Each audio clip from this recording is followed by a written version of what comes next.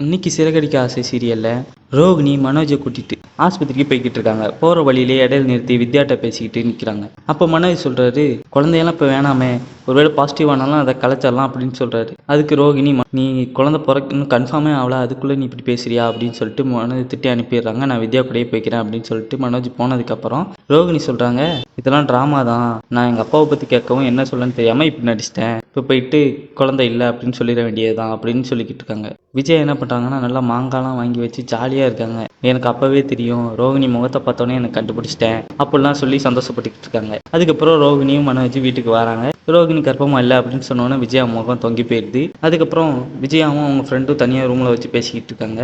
ரோகிணி ஸ்ருதி 2 பேத்துல யார் கர்ப்பமானாலும் பிரச்சனைனா, ஆனால் மீனா மட்டும் முதல்ல கர்ப்பமாக இருக்கக்கூடாது அப்படின்னு பேசிக்கிட்டு இருக்காங்க. அதுக்கப்புறம் ஸ்ருதியை வீட்டுக்கு கூப்பிட சொல்லி விஜயாவோட ஃப்ரெண்டு சொல்கிறாங்க. உடனே விஜயாவும் ஸ்ருதிக்கு ஃபோன் பண்ணி, அம்மா வீட்டுக்கு வாமா, ஏமா அங்கே இருக்க அப்படின்னு கேட்கும்போது ஸ்ருதியும் பயங்கரமாக விஜயாவை கலாய்ச்சி அனுப்பி ஃபோனை கட் பண்ணிடுறாங்க. இதான் இன்னைக்குள்ள எபிசோடு. நாளைக்குள்ள எபிசோடு நம்ம சேனலை சப்ஸ்கிரைப் பண்ணிடுங்க.